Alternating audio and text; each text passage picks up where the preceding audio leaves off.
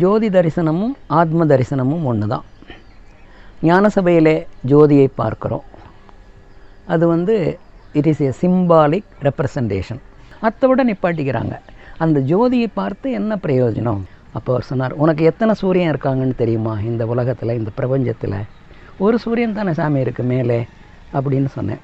அப்போ அவர் சொன்னார், ஒரு சூரியன் அல்ல, உன்னுடைய ஆத்மாவுக்கு அவ்வளவு பவர், உன்னுடைய ஆத்மாவுக்கு அவ்வளவு ஆற்றல், உன்னுடைய ஆத்மாவுக்கு அவ்வளவு அருள் இருக்கிறது. அப்போ ஆத்மாவை பார்க்க கற்றுக்கொள். ஞான ஸ்நானம் கிடைக்கிது யாருக்கு? இயேசு பகவானுக்கு ஜோர்டான் நதிக்கரையில் ஆற்றங்கரையில் ஒரு அவதூதர் அவருக்கு அந்த நதியில் இருக்கிற நீரை எடுத்து கொடுத்து ஞான ஸ்நானம், ஞான அபிஷேகம் செய்கிறார். அதே மாதிரி நம்மளும் ஞான அபிஷேகம் செய்து கொள்ளலாம். புத்தர் ஆரம்பத்தில் செய்தது போல் தவத்தில் உட்கார்ந்தார், தியானத்தில் உட்கார்ந்தார். மிகப்பெரிய தவசி. ஆனால் ஆரம்பத்தில் தவத்தில் உட்காரும்போது புத்தருக்கு தவம் செய்ய தெரியல. இது வரைக்கும் எல்லாரும் தியானம் செய்யும்போது ஒரு சமாதி தான் கிடப்பாங்க. புத்தர் பெருமான் 7 சமாதி கடந்தவர். எல்லாரும் விகல்ப சமாதி கடந்து போவாங்க, நிர்விகல்ப சமாதி கடந்து போவாங்க. அந்த 2 சமாதி தான் நமக்கு இங்கே உள்ளவங்களுக்கு தெரியும். அந்த ஒரு சமாதிக்கு போகிறதுக்குள்ளே போதும்னு ஆகிடும். மிக உயர்ந்த நிலை. சமாதிங்கிறது தியானத்தில் புலப்படாது, தவத்தில் தெரியாது. சமாதியில் தான் இந்த பிரபஞ்ச ரகசியங்கள் எல்லாம் தெரியும். அப்படியே இங்கே சினிமா ஓடுது, திரைப்பட சுருள் அப்படியே ஒரு ஃபில்ம் போயிட்டே இருக்கு, அதை அப்படியே பார்க்குறார். அதுதான் தவத்தினுடைய சிறப்பு. ரிஷிகள், சித்தர்கள், யோகிகள் எல்லாம் இப்படித்தான் பிரபஞ்ச ரகசியங்களை தெரிந்து கொள்வார்கள்.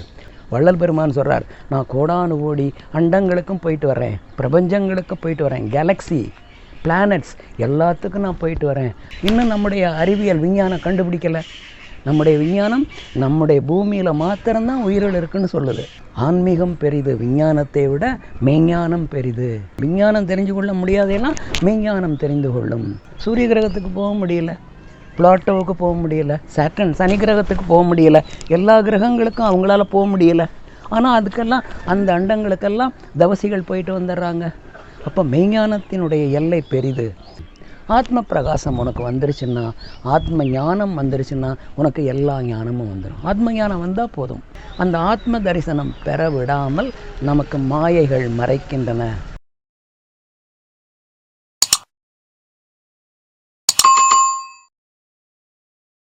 அற்புதம் அற்புதமே, அருள் அற்புதம் அற்புதமே.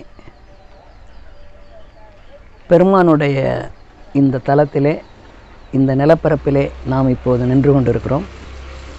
மேட்டுக்குப்பம் கருங்குழி பகுதி. இந்த பகுதி பெருமான் ஓடி ஆடி விளையாடி இங்கே சித்தாடல்கள் புரிந்து சன்மார்க்கத்தை பரப்பிய நிலப்பகுதி இது. நாம் அந்த நிலப்பகுதிகளுக்கிடையே இங்கே நின்று கொண்டிருக்கிறோம். இன்றைக்கு பெருமானுடைய ஜோதி தரிசனம், திரைமறைப்பு, இது பற்றிய ஒரு சின்ன சத் விசாரம் செய்வோம். ஜோதி தரிசனமும் ஆத்ம தரிசனமும் ஒன்று தான். ஞான சபையிலே ஜோதியை பார்க்குறோம். அது it is a symbolic representation. அதாவது வெளியே புறத்தே பெருமான் அதை காட்டி வச்சிருக்கிறார். ஜோதியை பாருங்கள், உள்ளுக்குள்ளே இருக்கிற ஜோதியை பாருங்கள் அப்படின்னு சொல்லிட்டு. சத்திய ஞான சபை என்னுள் கண்டனன், சன்மார்க்க சித்தியை நான் பெற்று கொண்டனன் அப்படிங்கிறாங்க. சத்திய ஞான சபை என்னுள் கண்டனன், புறத்தை பார்க்க சொல்லலை. சத்திய ஞான சபை என்னுள் கண்டனன், ஞான சபையை நமக்குள்ளே பார்க்கணும்னு சொல்கிறாங்க. ஞான சபையை நமக்குள்ளே பார்த்தால் நமக்குள்ளே ஜோதி தெரியும். அப்போ நமக்குள்ளே அந்த ஜோதியை பார்க்குறது தான் நம்ம இதில் வடலூரில் ஞான சபையில் ஒவ்வொரு பூசத்துக்கும் பல ஆயிரக்கணக்கான லட்சக்கணக்கான பேர் வந்து ஜோதியை பார்த்துட்டு ஜோதி தரிசனம் பார்த்து அவ்வளவு பூரிப்பும் சந்தோஷமும் ஆனந்தமும் எழுதிட்டு போகிறாங்க. அத்தோட நிப்பாட்டிக்கிறாங்க. அந்த ஜோதியை பார்த்து என்ன பிரயோஜனம்? புறத்தே உள்ள அது ஒரு சிம்பாலிக் ரெப்ரசன்டேஷன். அந்த ஜோதியை பார்த்துட்டு அப்புறம் கொஞ்சம் நேரம் உட்கார்ந்து தவம் செய்து உள்ளுக்குள்ளே போய் உள்ளுக்குள்ளே இருக்கிற ஜோதியை பார்க்கணும். அப்படி உள்ளே போக போக அந்த ஜோதி தெரியும். அந்த ஜோதி தான் ஆத்மா. அந்த ஜோதி தான் நமது சிறநடு சிற்றம்பலத்தே இருக்கிற அந்த ஜோதி. அந்த ஜோதி தான் ஆத்மா. அப்போ ஆத்மா கோடி சூரிய பிரகாசம். நம்மால் ஒரு சூரியனையே பார்க்க முடியல, அவ்வளவு பிரகாசமாக பளிச்சுன்னு இருக்குது, கண் கூசுது. 1000 கோடி சூரியன் சேர்ந்தால் என்ன பிரகாசமோ அதுதான் ஆத்மாவினுடைய பிரகாசம். நான் ஒரு முறை என்னுடைய குருநாதர் இங்கே வடலூரில் இருக்கும்போது புடையூர் சாமி அவங்கக்கிட்ட சொன்னேன், ஐயா நான் ஒரு யோகா டீச்சர், யோகா ஆசிரியர், இந்த உலகம் முழுக்க எல்லா இடங்களுக்கும் போய் யோகா சொல்லி கொடுக்குறேன், நான் நாள்தோறும் சூரிய நமஸ்காரம் செய்கிறேன் அப்படின்னு சொன்னேன். அப்போது அவர் என் குருநாதர் கேட்டார், நீ சூரியனை பார்த்து நமஸ்காரம் பண்ணுற, சூரிய நமஸ்காரம் பண்ணுற, எந்த சூரியனை பார்த்து நமஸ்கரிக்கிறாய் அப்படின்னு கேட்டார். அப்போது நான் சொன்னேன், என்ன சாமி கேட்குறீங்க? மேலே இருக்கிற அந்த சூரியனை தான் பார்த்து நான் நமஸ்கரிக்கிறேன். அப்போ அவர் சொன்னார், உனக்கு எத்தனை சூரியன் இருக்காங்கன்னு தெரியுமா இந்த உலகத்தில், இந்த பிரபஞ்சத்தில்? ஒரு சூரியன் தானே சாமி இருக்குது மேலே அப்படின்னு சொன்னேன். அப்போ அவர் சொன்னார், ஒரு சூரியன் அல்ல, கோடிக்கணக்கான சூரியன்கள் இருக்கின்றன, கோடிக்கணக்கான சூரிய குடும்பங்கள் இருக்கின்றன. There are millions of suns and millions of sun families are there. இப்போ ஒரு சூரியன், இந்த சூரியனை சுற்றி 9 கிரகங்கள், செவ்வாய் கிரகம், புத கிரகம், குரு கிரகம், வியாழ கிரகம், அந்த மாதிரி 9 கிரகங்கள், நவ கிரகங்கள் இருக்கின்றன. அப்போ அந்த நவ கிரகங்கள் 9 கிரகங்களும் ஒரு சூரியனும் கொண்டது ஒரு சன் ஃபேமிலி, ஒரு சூரிய குடும்பம்.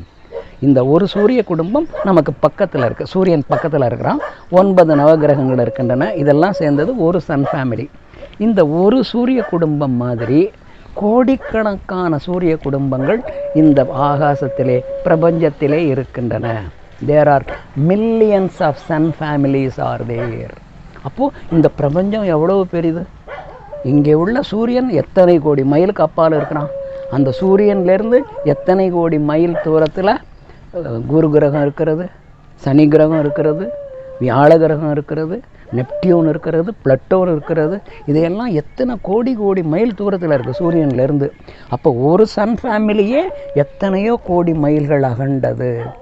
இதே போல் கோடிக்கணக்கான சூரிய குடும்பங்கள். இதை தான் திருவாசகத்திலையும் மாணிக்க வாசக பெருமான் சொல்கிறார், அண்ட கோடிகள் அப்படிங்கிறாரு. அண்டங்கள் உலப்பில எண்ணில, பெருமானும் அதே சொல்கிறாங்க, அண்டங்கள் உலப்பில எண்ணில.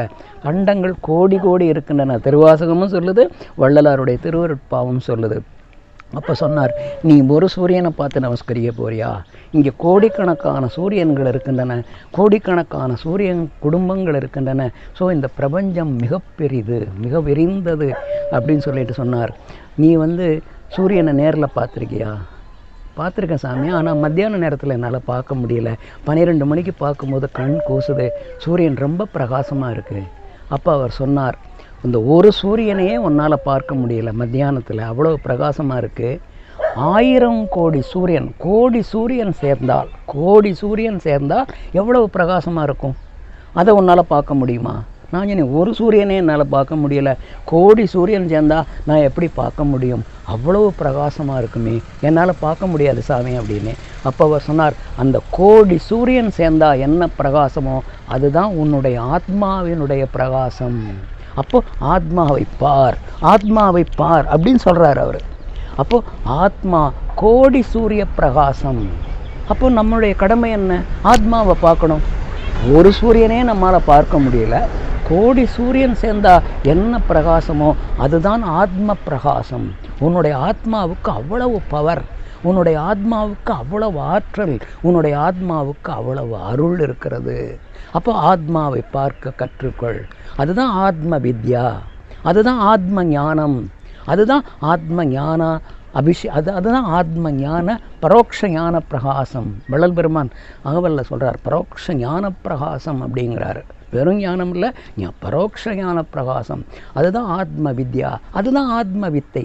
மற்றது நம்ம படிக்கிறதெல்லாம் பிஏ பிஎஸ்சி படிக்கிறதெல்லாம் வெறும் ஏட்டு படிப்பு, பட்டப்படிப்பு தான்.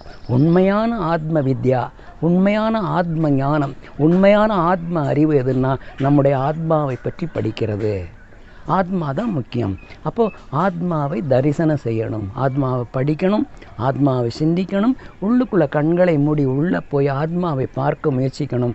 அதுதான் ஆத்ம வித்தை, அதுதான் பிரம்ம வித்தை. மற்றதெல்லாம் சாதாரண வித்தை. ஆத்ம வித்தை, பிரம்ம வித்தை எதுன்னா ஆத்ம வித்யா சொல்கிற அந்த ஆத்மாவை பார்க்கறது தான் பிரம்ம வித்தை. அதனால் ஆத்மா ரொம்ப முக்கியம், ஆத்ம தரிசனம் முக்கியம். ஆத்மாவுக்கு அபிஷேகம் செஞ்சுக்கலாம்.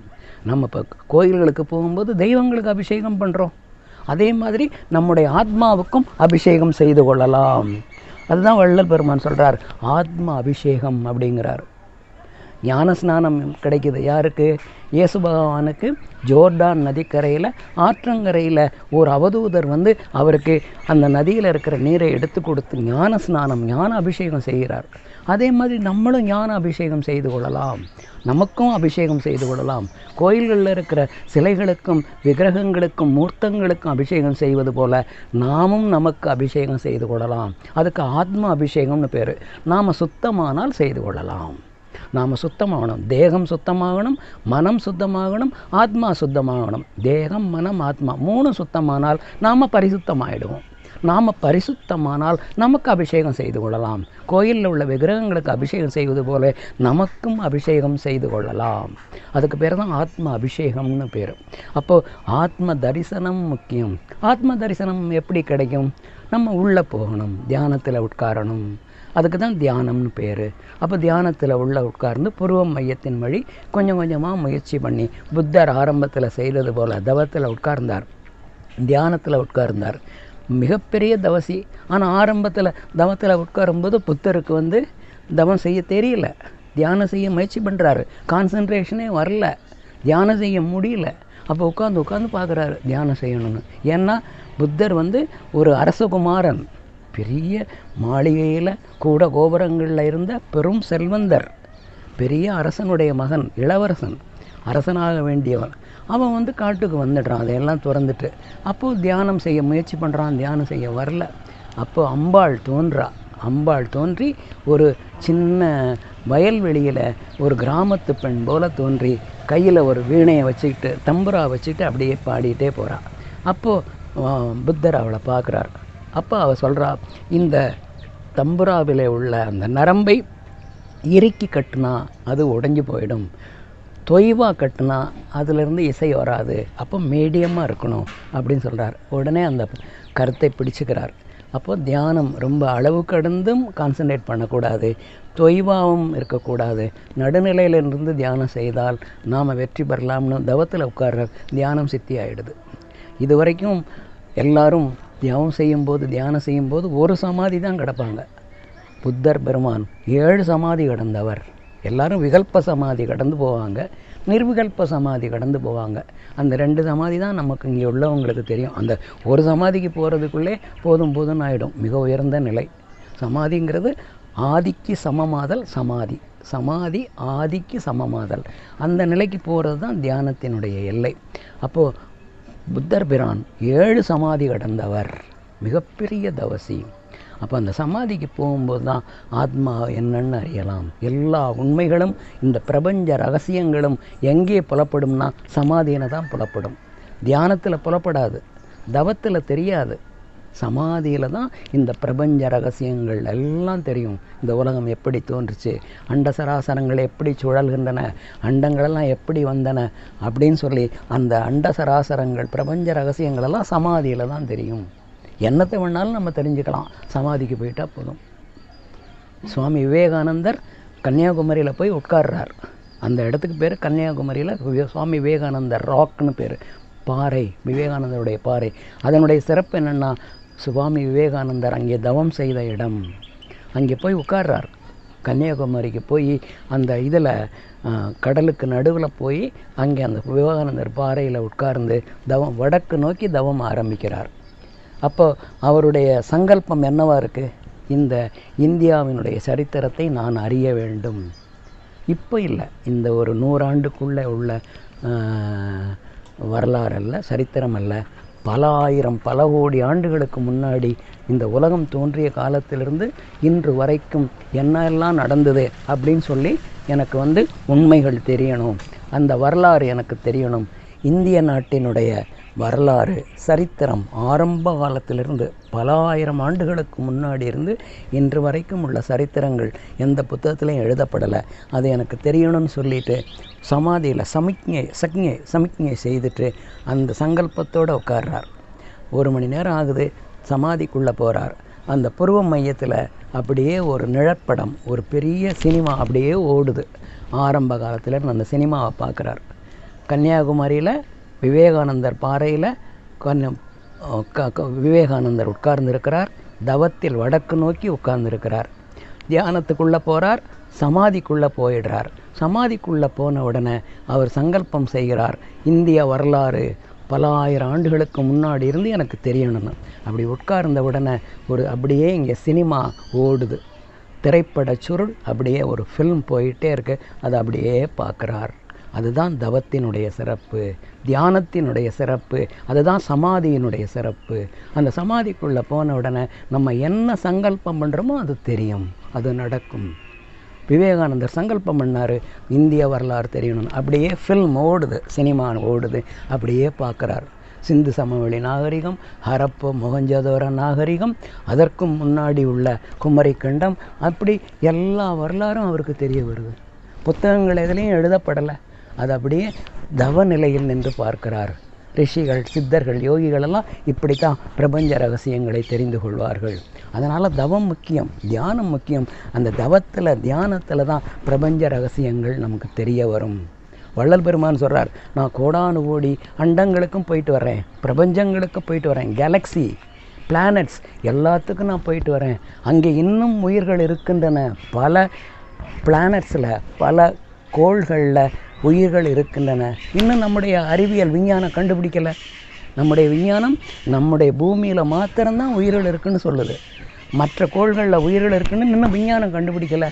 ஆனால் வள்ளல் பெருமான் சொல்கிறார், உயிர்கள் அண்டங்களிலே உலப்பில எண்ணில, நிறைய அண்டங்களில் உயிர்கள் இருக்குது. அங்கெல்லாம் பெருமான் போயிட்டு வந்திருக்கிறார். அப்போது ஆன்மீகம் பெரிது, விஞ்ஞானத்தை விட மெய்ஞானம் பெரிது. விஞ்ஞானம் தெரிந்து கொள்ள முடியாதையெல்லாம் ஆன்மீகம் மெய்ஞானம், விஞ்ஞானம் தெரிஞ்சு கொள்ள முடியாதையெல்லாம் மெய்ஞானம் தெரிந்து கொள்ளும். அதுதான் தவத்துக்குள்ள சிறப்பு, அதுதான் தியானத்துக்குள்ள சிறப்பு. பெருமாள் எல்லா அண்டங்களுக்கும் போயிட்டு வர்றார். நம்ம இங்கேருந்து இதை அனுப்புகிறோம், சேட்டலைட் அனுப்புகிறோம், ராக்கெட் அனுப்புகிறோம். அதெல்லாம் ஒரு குறிப்பிட்ட தூரம் தான் போக முடியுது. சூரிய கிரகத்துக்கு போக முடியல, பிளாட்டோவுக்கு போக முடியல, சாட்டர்ன் சனி கிரகத்துக்கு போக முடியல, எல்லா கிரகங்களுக்கும் அவங்களால போக முடியலை. ஆனால் அதுக்கெல்லாம், அந்த அண்டங்களுக்கெல்லாம் தவசிகள் போயிட்டு வந்துடுறாங்க. அப்போ மெய்ஞானத்தினுடைய எல்லை பெரிது, மெய்ஞானத்தினுடைய ஆற்றல், ஆன்மீகத்தோட ஆற்றல் பெரிது, தவத்தோட ஆற்றல் ரொம்ப பெரிது. தவத்தில் பேராற்றல் பெற்றுட்டா எல்லா அண்டங்களுக்கும் போயிட்டு வந்துடலாம், எல்லா கோள்களுக்கும் போயிட்டு வந்துடலாம். ராக்கெட் தேவையில்லை, சேட்டலைட் தேவையில்லை, எந்த விதமான ஒரு உபாயமும் தேவையில்லை, நேரடியாக போயிட்டு வந்துடலாம். அப்போ தவம் முக்கியம், தியானம் முக்கியம். அப்போ அந்த தவத்தில், தியானத்தில் உள்ளே போகும்போது நம்ம உள்ளே போக போக நம்முடைய ஆத்மா தரிசனமாகும்.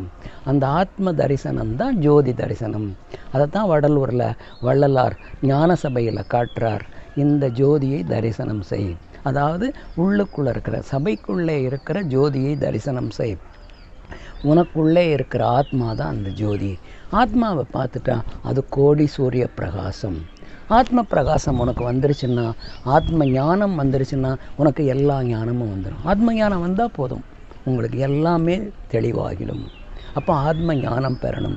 ஆத்ம ஞானம் பெறணும்னா ஆத்ம தரிசனம் பெறணும். ஆத்ம தரிசனம் தான் ஜோதி தரிசனம். அந்த ஆத்ம தரிசனம் பெற விடாமல் நமக்கு மாயைகள் மறைக்கின்றன. அதை தான் வள்ளல் பெருமான் சொன்னார், 7 திரைகள் அந்த ஜோதியை மறைக்கின்றன. ஆணவம் ஒரு திரை, அகங்காரம் ஒரு திரை, கோபம் ஒரு திரை, மாயை ஒரு திரை, மகாமாயை ஒரு திரை, திரையோததை ஒரு திரை. இந்த மாதிரி 7, பொருளாசை, உலகப்பற்று, பந்தபாசம், இவையெல்லாம் ஒவ்வொன்றும் ஒவ்வொரு திரை. அதனால் அவர் என்ன சொல்கிறாருன்னா, திரை மறைப்பால் நமக்கு உள்ள ஜோதி தரிசனம் தெரியலை. அந்த திரைகளையெல்லாம் விளக்குங்க. கோபத்தை விளக்கு, ஆணவத்தை விளக்கு, அகங்காரத்தை விளக்கு, இந்த திரைகளை எல்லாம் விளக்கு. பந்தவாசத்தை விளக்கு, குடும்பத்தை விளக்கு, பொருளாசையை விளக்கு, பொருள் பற்றை விளக்கு, இந்த திரைகளை விளக்கு, உலக விஷயங்களை விளக்கு, உலகத்தில் உள்ள புகழ், ஆரவாரம், இதையெல்லாம் கூச்சல், குழப்பம், இந்த திரைகளையெல்லாம் விளக்கு. இப்படி இந்த திரைகளையெல்லாம் ஒன்றொன்னா விளக்குனா, 7 திரைகளையும் விளக்கினால் கடைசியில் உள்ள ஜோதி தெரியும். அதுதான் வடலூரில் உள்ள ஞான சபையினுடைய தத்துவம். 7 திரைகளையும் ஒவ்வொன்றா விளக்கு. அகங்காரம், ஆணவம், மாயை, மகாமாயை, திரையோதை, இந்த திரைகளையெல்லாம் விளக்கிட்டா கடைசியில் உள்ளுக்குள்ள ஜோதி தெரியும். அதுதான் ஆத்ம தரிசனம். இதுதான் ஞான சபையில் உள்ள ஞான சபையினுடைய தத்துவம், ஜோதி தரிசனத்தினுடைய தத்துவம். அப்போது நாம் அங்கே ஜோதி பார்க்குறவங்க நமக்குள்ள ஜோதி பார்க்கணும். வணக்கம். வாழ்க வளமுடன்.